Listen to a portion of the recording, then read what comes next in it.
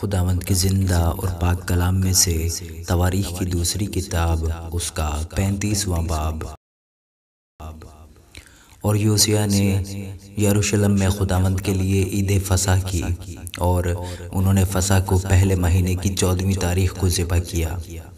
اور اس نے کاہنوں کو ان کی خدمت پر مقرر کیا اور ان کو خداوند کے گھر کی خدمت کی ترغیب دی، اور ان لاویوں سے جو خداوند کے لیے مقدس ہو کر تمام اسرائیل کو تعلیم دیتے تھے، کہا کہ پاک صندوق کو اس گھر میں جسے شاہ اسرائیل سلیمان بن داؤد نے بنایا تھا رکھو،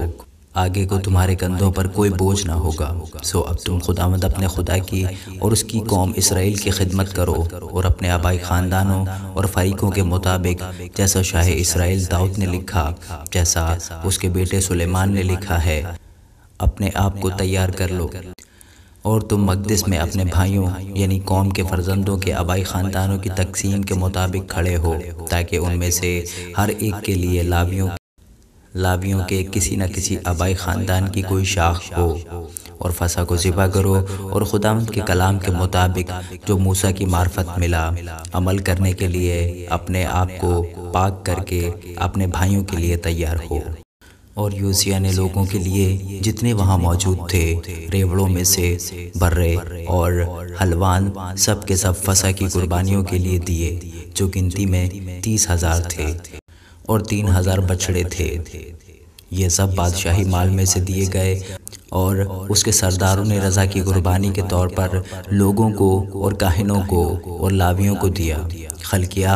اور زکریا اور یحییل نے، جو خدا کے گھر کے ناظم تھے، کاہنوں کو فصح کی قربانی کے لیے 2,600 بھیڑ بکری اور 300 بیل دیے۔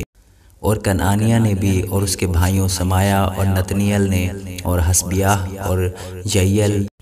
اور یوزبد نے، جو لاویوں کے سردار تھے، لاویوں کو فصح کی قربانی کے لیے 5,000 بھیڑ بکری اور 500 بیل دیے۔ یوں عبادت کی تیاری ہوئی، اور بادشاہ کے حکم کے مطابق کاہن اپنی اپنی جگہ پر اور لاوی اپنے اپنے فریق کے مطابق کھڑے ہوئے۔ انہوں نے فصح کو ذبح کیا، اور کاہنوں نے ان کے ہاتھ سے خون لے کر چھڑکا، اور لاوی کھال کھینچتے گئے۔ پھر انہوں نے سوختنی قربانیاں الگ کی، تاکہ وہ لوگوں کے آبائی خاندانوں کی تقسیم کے مطابق خداوند کے حضور چڑھانے کو ان کو دیں، جیسا موسیٰ کی کتاب میں لکھا ہے۔ اور بیلوں سے بھی انہوں نے ایسا ہی کیا، اور انہوں نے دستور کے موافق فصح کو آگ پر بھونا، اور پاک ہڈیوں کو دیگوں اور ہنڈیوں اور کڑاہیوں میں پکایا،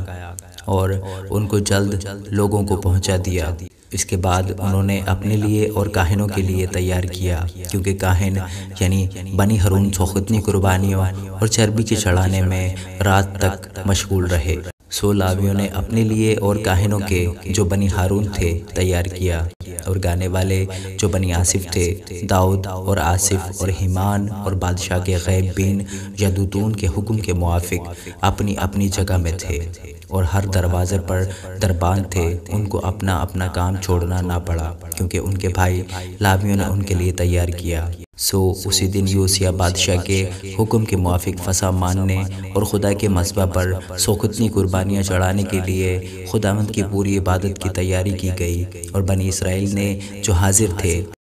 فصح کو اس وقت اور فطیری روٹی کی عید کو 7 دن تک منایا۔ اس کی مانند کوئی فصح سموئیل نبی کے دنوں سے اسرائیل میں نہیں منایا گیا تھا،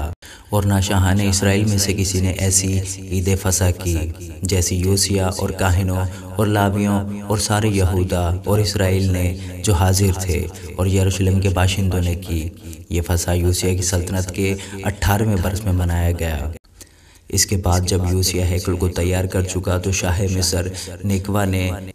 کرکمیس سے، جو فرات کے کنارے ہے، لڑنے کے لیے چڑھائی کی، اور یوسیہ اس کے مقابلے کو نکلا، لیکن اس نے اس کے پاس ایلچیوں سے کہلا بھیجا کہ اے یہودا کے بادشاہ، تجھ سے میرا کیا کام؟ میں آج کے دن تجھ پر نہیں بلکہ اس خاندان پر چڑھائی کر رہا ہوں جس سے میری جنگ ہے، اور خدا نے مجھ کو جلدی کرنے کا حکم دیا ہے۔ سو تو خدا سے جو میرے ساتھ ہے مزاحم نہ ہو۔ ایسا نہ ہو کہ وہ تجھے ہلاک کر دے، لیکن یوسیہ نے اس سے منہ نہ موڑا، بلکہ اس نے لڑنے کے لیے اپنا بھیس بدلا اور نکوا کی بات جو خدا کے منہ سے نکلی تھی نہ مانی، اور مجدو کی وادی میں لڑنے کو گیا۔ اور تیر اندازوں نے یوسیہ بادشاہ کو تیر مارا، اور بادشاہ نے اپنے نوکروں سے کہا کہ مجھے لے چلو کیونکہ میں بہت زخمی ہو گیا ہوں۔ سو اس کے نوکروں نے اسے اس رتھ پر سے اتار کر اس کے دوسرے رتھ پر چڑھایا اور اسے یروشلم کو لے گئے، اور وہ مر گیا اور اپنے باپ دادا کی قبروں میں دفن ہوا۔ اور سارے یہودا اور یروشلم نے یوسیہ کے لیے ماتم کیا۔ اور یرمیہ نے یوسیہ پر نوحہ کیا، اور گانے والے اور گانے والیاں سب اپنے مرثیوں میں آج کے دن تک یوسیہ کا ذکر کرتے ہیں۔ یہ انہوں نے اسرائیل میں ایک دستور بنا دیا، اور دیکھو وہ باتیں نوحوں میں لکھی ہیں۔ اور یوسیہ کے باقی کام اور جیسا خداوند کی شریعت میں لکھا ہے اس کے مطابق اس کے نیک اعمال اور اس کے کام شروع سے آخر تک اسرائیل اور یہودا کے بادشاہوں کی کتاب میں قلم بند ہیں۔